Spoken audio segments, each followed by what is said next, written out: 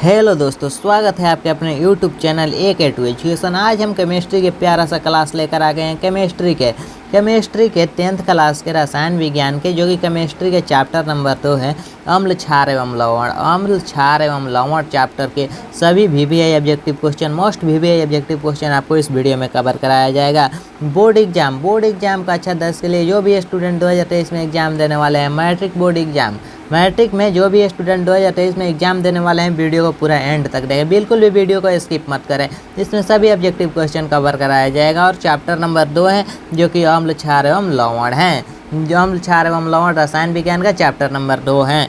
और आपको बता दें, PDF बिल्कुल फ्री में मिलेगा। तो हम एक व्हाट्सअप नंबर दे रहे हैं, उस पर संपर्क करना। PDF बिल्कुल फ्री में प्रोवाइड किया जाएगा। और हमारे व्हाट्सअप ग्रुप भी ज्वाइन कर लेना। हमारे यहाँ व्हाट्सअप ग्रुप में हर इन्फॉर्मेशन दी जाती है। और आपको बता दें, 10th और 12th दोनों का कंप्लीट बैच चल रहा है। 10th और 12th दोनों का कंप्लीट बैच चल रहा है।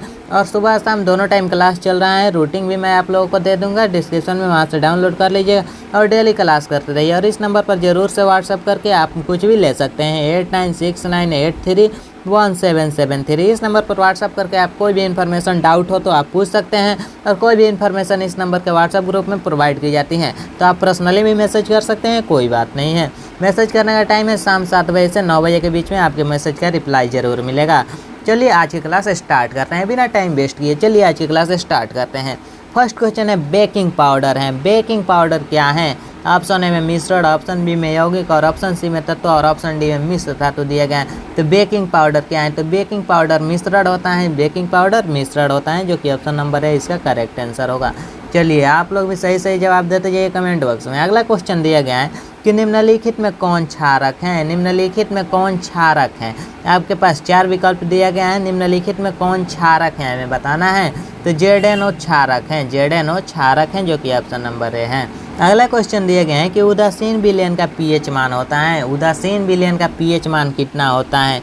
उदासीन विलयन का pH मान हमें बताना है। तो उदासीन विलयन का ऑप्शन ए में 6, ऑप्शन बी में 7, और ऑप्शन सी में 8, और ऑप्शन डी में 14 दिए गए हैं। तो उदासीन विलयन का pH मान 7 होता है। और 7 से कम होता है तो अम्लीय होता है, और 7 से अधिक होता है तो क्षारीय होता है, और एक डाइट 7 होता है तो उदासीन होता है। 7 से कम तो अम्लीय और 7 से अधिक तो क्षारीय। याद रखिए, 7 से अधिक तो क्षारीय और 7 है तो उदासीन। यह हमेशा याद रखिए। इसमें से एक क्वेश्चन जरूर पूछा जाएगा आपके बोर्ड एग्जाम में। चलिए अगला क्वेश्चन दिया गया है कि जल में घुलनशील क्षारक कहलाते हैं। जल में घुलनशील क्षारक क्या कहलाते हैं? जल में घुलनशील क्षारक क्या कहलाते हैं?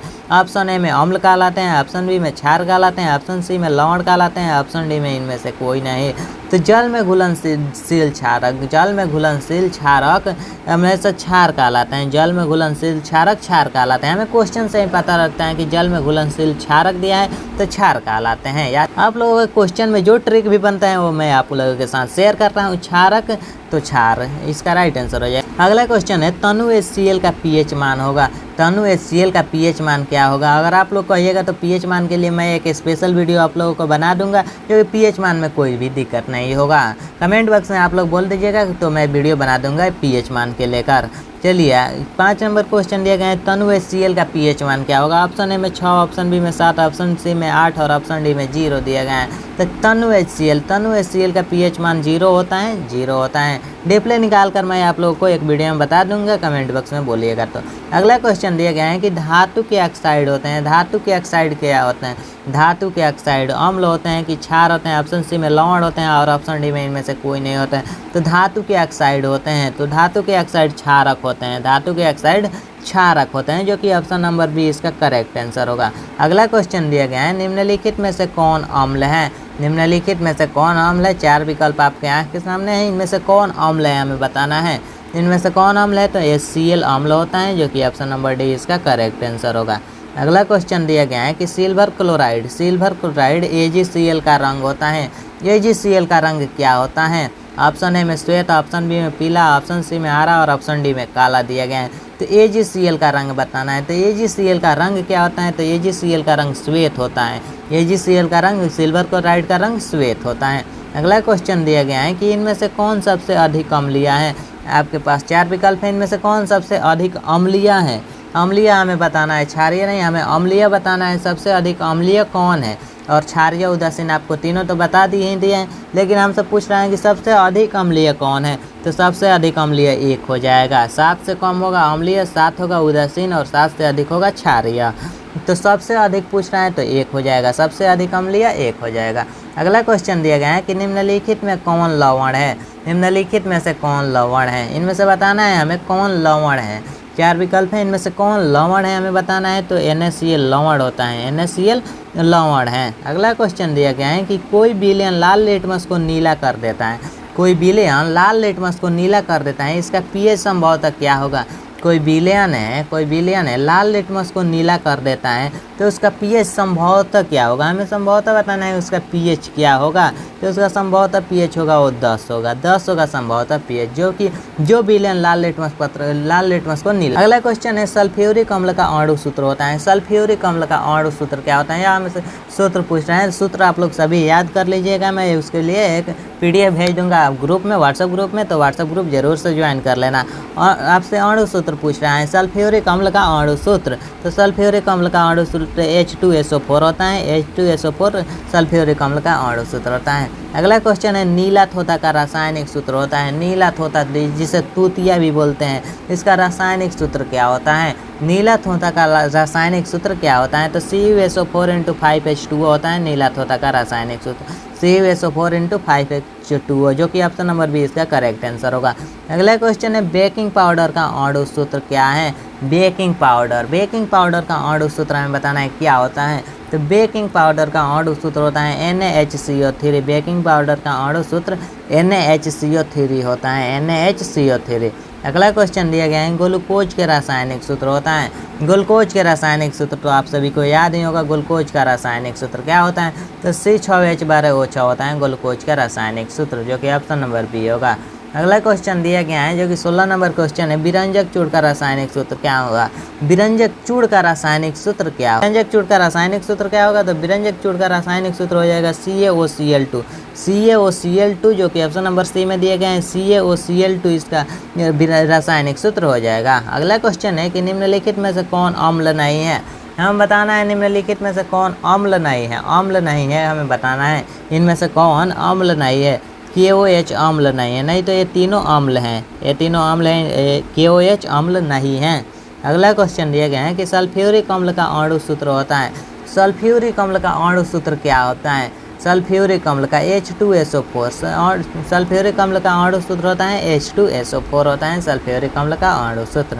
अगला क्वेश्चन है कि सोडियम कार्बोनेट का अणु सूत्र। हम बोल रहे हैं कि आप लोगों को अणु सूत्र पूरा आपको एक PDF में दे दूंगा ग्रुप में, तो व्हाट्सएप ग्रुप जरूर से ज्वाइन कर लीजिएगा।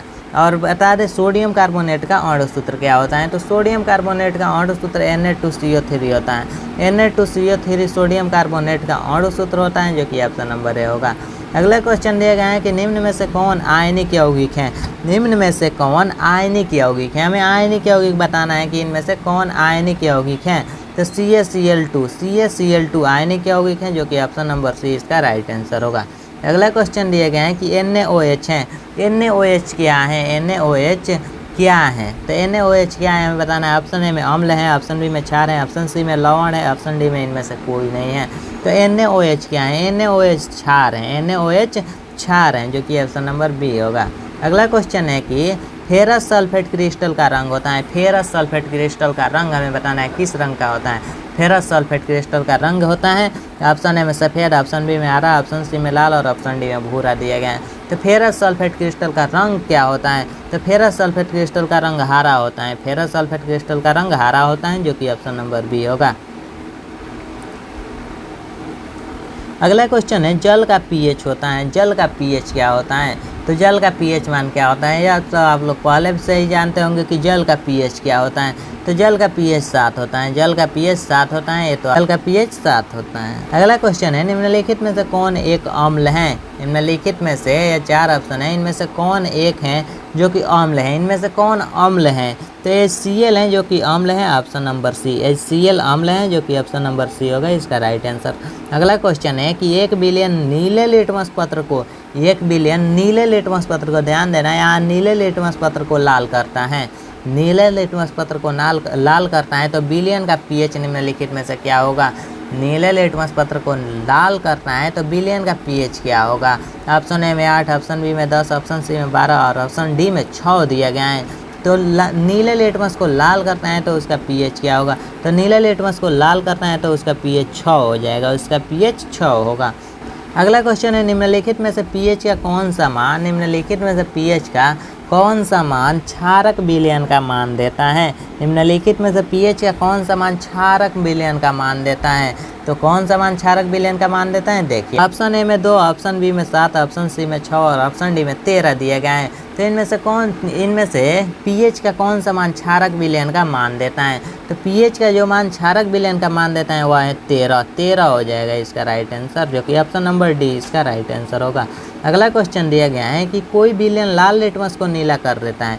कोई विलयन लाल लिटमस को नीला कर देता है तो उसका पीएच मान क्या होगा। हम लोग पहले देखें नीला लिटमस को लाल कर देता है और लाल लिटमस को नीला कर देता है तो उसका पीएच मान क्या होगा। तो लाल लिटमस को नीला कर देता है तो उसका पीएच मान 10 होगा। लाल लिटमस को नीला कर देता है तो उसका पीएच मान 10 होगा और नीला लिटमस को लाल कर देता है तो उसका पीएच 6 होगा। अगला क्वेश्चन है कि जल का पीएच मान कितना होता है। यह तो क्वेश्चन पहले भी देख लिए, डबल टाइप हो गया है। तो जल का पीएच मान 7 होता है, जल का पीएच मान 7 होता है। अगला क्वेश्चन दिया गया है कि विरंजक के लिए प्रयुक्त होता है। विरंजक के लिए प्रयुक्त होता है, विरंजक के लिए क्या प्रयुक्त होता है। तो विरंजक के लिए ब्लीचिंग पाउडर प्रयुक्त होता है, विरंजक के लिए ब्लीचिंग पाउडर प्रयुक्त होता है, जो कि ऑप्शन नंबर सी में दिया गया है। अगला क्वेश्चन है जल को जीवाणु रहित बनाने के लिए उपयोगी पदार्थ हैं। जल को जीवाणु रहित बनाने के लिए उपयोगी पदार्थ कौन सा है। ऑप्शन ए में धोवन सोडा, ऑप्शन बी में बेकिंग सोडा, ऑप्शन सी में फिटकरी, ऑप्शन डी में विरंजक चूर्ण दिया गया है।